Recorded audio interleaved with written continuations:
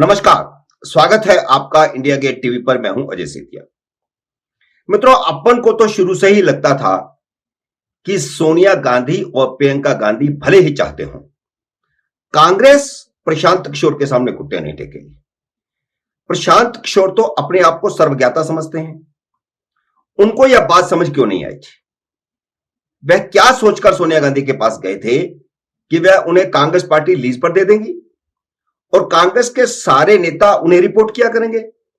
अशोक गहलोत, दिग्विजय सिंह, कमलनाथ, हरीश रावत, गुलाम नबी आजाद, कपिल सिब्बल, भूपिंदर सिंह हुड्डा क्या सालों से झक मारते रहे हैं?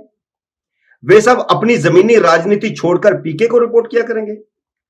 सभी मुख्यमंत्री रहे हैं, उन्होंने जमीन पर काम किया है, जीते हैं, चुनाव जीते हैं, फिर जाके मुख्यमंत्री बने। वीएन गाडगिल जब कांग्रेस के प्रवक्ता हुआ करते थे, उन दिनों विजुअल मीडिया शुरू हुआ था। तब कांग्रेस ने कंपनी हायर की थी। कंपनी के लोग कांग्रेस के प्रवक्ताओं को आकर बताते थे कि वे मीडिया के साथ किस तरह बात किया करें, कैसे उनका चेहरा होना चाहिए, बाल कैसे होने चाहिए, आंखें कैसी होनी चाहिए, किस तरफ देखना चाहिए, इस तरह एडवाइस करते थे। इस पर वीएन गाडगिल हम सब पत्रकारों के साथ डीप ब्रीफिंग में उनकी खिल्ली उड़ाया करते थे। प्रशांत किशोर की भी उसी तरह एक आईपैक कंपनी है जो चुनाव मैनेजमेंट का काम करती है। वही काम जो पहले चुनाव के समय पार्टियों के नेता और जमीनी कार्यकर्ता किया करते थे। प्रशांत किशोर की कंपनी वही काम पैसे लेकर करती है। वह कंपनी के सीईओ हैं। 2-4 चुनाव में अच्छा मैनेजमेंट कर लेने के बाद उन्हें गलतफहमी हो गई कि वह खुद राजनेता बन सकते हैं। पहले उन्होंने नीतीश कुमार को बेवकूफ बनाकर जदयू के राष्ट्रीय उपाध्यक्ष का पद हथिया लिया था। कुछ ही दिनों में वे बताने लगे कि जदयू की पॉलिसी क्या होगी। नीतीश कुमार को सेक्युलरिज्म सिखाने लगे। जदयू के राजनीतिक साझेदार भारतीय जनता पार्टी के खिलाफ खुलेआम बोलने लगे। जब दिल्ली में विधानसभा का चुनाव हो रहा था तो राजग में होने के बावजूद उन्होंने आम आदमी पार्टी का सहयोग किया, उनके साथ काम किया। आखिर नीतीश कुमार ने उन्हें निकाल बाहर किया कि हर चीज की एक हद होती है। राजनीति को समझने के लिए इतना काफी था कि वह जदयू के उपाध्यक्ष बनाए गए थे, सीईओ नहीं बनाए गए थे। जब वे कांग्रेस के पास आए तो कांग्रेसियों को उनका नीतीश कुमार के साथ का अनुभव पता था। वह कांग्रेस के सीईओ बनना चाहते थे। वह ना तो गांधी परिवार के किसी सदस्य को मंजूर हो सकता है, न किसी कांग्रेसी नेता को। किसी राजनीतिक दल को किसी की दादागिरी मंजूर करनी भी नहीं चाहिए। एक बाहरी व्यक्ति आकर के कहे कि मैं पार्टी को चलाऊंगा, आपको जिताऊंगा, लेकिन आपको मेरा कहना मानना होगा। मैं जिसको चाहूंगा प्रदेश का अध्यक्ष नियुक्त करूंगा, मैं जिसको चाहूंगा कांग्रेस कार्यसमिति में सदस्य बनाऊंगा, तो यह नहीं चल सकता। राजनीतिक दल कोई कंपनी नहीं होती कि सब सीईओ के अधीन हो जाए। राजनीतिक पार्टियां सामूहिक नेतृत्व से चलती हैं, सबके सलाह मशवरे से चलती हैं। अपन भले ही कितना भी कहें कि कांग्रेस गांधी परिवार की घरेलू कंपनी है, लेकिन अगर ऐसा होता तो सीडब्ल्यूसी नहीं होती जो अंतिम निर्णय लेती है। भले ही सीडब्ल्यूसी में अब चुनाव नहीं होते, नियुक्तियां होती, लेकिन वे जमीनी नेता होते हैं, कार्यकर्ता होते हैं, और वे जो सलाह देते हैं उसी से फिर निर्णय निकलता है। प्रशांत किशोर यही समझकर सोनिया गांधी के पास गए थे कि सोनिया उनकी मैनेजमेंट के अनुभव को देखते हुए पार्टी की कमान उनको सौंप देगी। जब 2014 में उन्होंने नरेंद्र मोदी का चुनाव मैनेजमेंट किया था, तब भी उनको यह गलतफहमी हो गई थी कि अब सरकार और भाजपा वही चलाएंगे। लेकिन मोदी ने उनको दूध से मक्खी की तरह निकाल बाहर किया। बाद में नीतीश कुमार के समय भी उन्हें यही गलतफहमी हो गई थी। ममता के मामले में भी इसी गलतफहमी का शिकार हुए। वह समझते थे कि उन्होंने बंगाल का चुनाव जिताया है, इसलिए ममता उनकी जेब में है। लेकिन ममता ने उन्हें गोवा की जिम्मेदारी देकर उनकी औकात बता दी, हवा निकाल दी। सोनिया गांधी भले ही बीमारी के चलते अब उतनी सक्रिय नहीं है, लेकिन 2004 में बिना प्रशांत कुमार के वे यूपीए को सत्ता में लेकर आई थी, और वो भी लोकप्रिय प्रधानमंत्री अटल बिहारी वाजपेयी को हरा करके।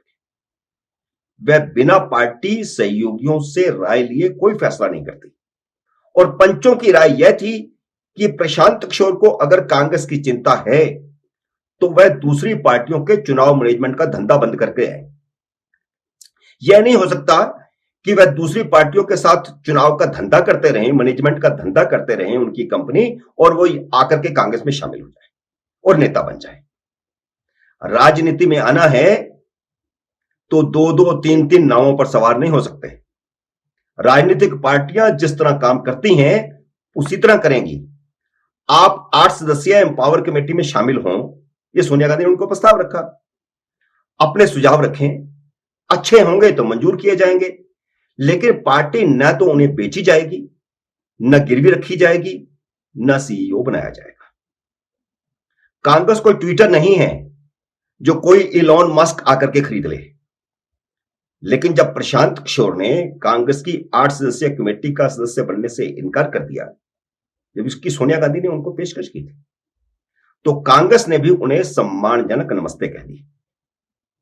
कांग्रेस प्रवक्ता रणदीप सिंह सुरजेवाला ने एक ट्वीट करके जानकारी दी कि कांग्रेस अध्यक्ष सोनिया गांधी ने उन्हें 8 सदस्यीय कमेटी का सदस्य बनकर तय जिम्मेदारी के तहत पार्टी में शामिल होने का न्योता दिया था, लेकिन उन्होंने स्वीकार नहीं किया। कांग्रेस उनकी सलाहों का सम्मान करती है, जो उन्होंने पहले दी थी, प्रेजेंटेशन जो दिया था उसका सम्मान करती है।